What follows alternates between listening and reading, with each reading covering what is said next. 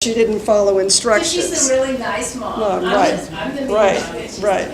But there's just this very basic stuff where a lot of the dog's commands are just getting them in position. So Molly, side.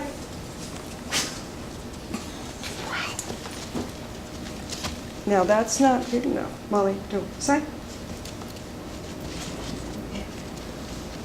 There you go. So you always expect that to be the best, right? I know you're just waking up, sweetheart. Okay, Deb. Good girl. Okay, Molly, sit. Molly. That's it. Good girl. All right. All right, Molly. Leash. Get your leash. That's it. That's it. Up. Thank you so much. Oh. Pretty good. I'll just put it on the table. Okay. Oh, I dropped something, Molly. Get. This is her favorite. She helps with laundry at home. Molly.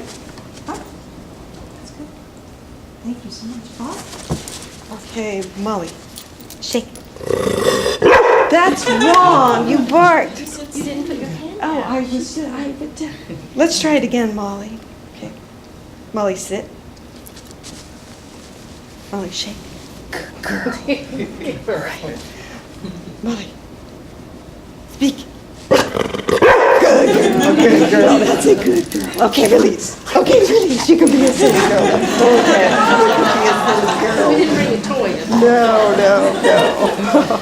Yes, he did. That thing she picked up. Oh, right. Okay. Right. So this is what gets the laughs, is when she does that. Hey, Molly, go get that. Go get it. Go, where'd it go? Oh, that's the remote cover. Not up her leash. She can go after her leash. Right, let's see, this is in there. So. Go ahead, go.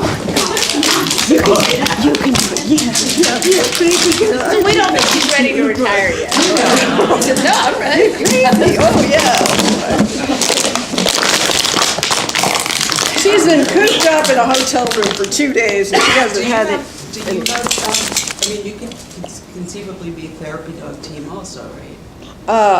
For hospitals. Oh, we do volunteer, we do volunteer work when we're in town at the courthouse, Right. et cetera. So, yeah, we work with her. Any other questions? Yes? I have a question. I just want to understand, so you mentioned earlier that the dog that was trained for pet therapy, there wouldn't be any crossover in the courtroom. Well, so the pet therapy dogs, there are a lot of restrictions on them. At the first sign of stress, they have to be immediately removed from the environment or the insurance won't be covered. So if that happens in a forensic interview or in a courtroom, if the dog starts lip licking and getting anxious, the owner has to remove the dog in the middle of that. And for a child to happen during a forensic interview, to have the dog suddenly picked up and removed, that is just too much of a gamble to take. Plus the therapy dog organizations, only because they don't want to stress dogs that don't have this, breeding and degree of training, they only want the dog working about 2 hours a day. And then the handler always has to be attached to the therapy dog by a leash. So up at the witness box, there would be the handler there who might be nodding along as the child's speaking, and that could create an issue on appeal. And in a forensic interview, we've had a lot of people, not a lot, there have been some volunteers that have been emotionally traumatized when they have heard what has happened to some children. And so for us, we think that may be well and good in some venues, but for mission critical things where the dog's behavior or the handler's behavior could impact the outcome of the case, there's just too much at stake for that. Would you mind if I ask another question about it? So I work as a clinical psychologist in private practice, and I had a certified pet therapy dog in my practice who recently passed away. And I also brought him into the hospitals and nursing homes and things like that. Over the past year, 3 of my clients had to go to court, and it never occurred to me that, I could have brought the dog, possibly, maybe not. into court until one of the little girls said, a couple months ago, she said, if Mr. Clancy Pants was with me, it wouldn't have been so bad. So it's one of the reasons why I'm here today, because I'm thinking about getting another dog for my practice, for the hospital, but for patients that might have to go to court again. But I see it's Yeah, there are so many restrictions that it just doesn't work well. There are examples of therapy dogs being used in New York City court's criminal court system, but they're not, as far as I know, they're not allowed in the courtroom itself. I know there was a case in Brooklyn where the DA was using a therapy dog for a witness, and the dog was available in the courthouse, so when the witness needed to take a break, she could go to a room and spend time with the dog, and then go back and take the stand. But the dog wasn't permitted to be in the witness box with her. Right. And there's some news articles, so you can just Google, the dog's name is Paz, P-A-Z, and in Kings County Criminal Court, and I think the New York Times did an article about it. Yes? I may have this before, but is there a regulation of how long the dog can be in service for? It really depends on the dog. I mean, we've had a couple of these dogs, like at 5 years, like I'm done. Well, I mean, just on the floor, asleep. Working A day. Well, a per day day. or per hour. You know, the thing is up to the handler has to be the dog's advocate. And so if the dog's been 3 hours and needs a break, it's just like, we're going for a walk. I mean, those accommodations need to be made. They are not machines. And if they've had a really difficult morning with a forensic interview, they go into their little kennel in the office, door closed, and it's nap time. Or they take walks to kind of just flush it out. So the handler has to be very mindful of the dog's emotional. These dogs are very emotional creatures, and we have to pay attention to that.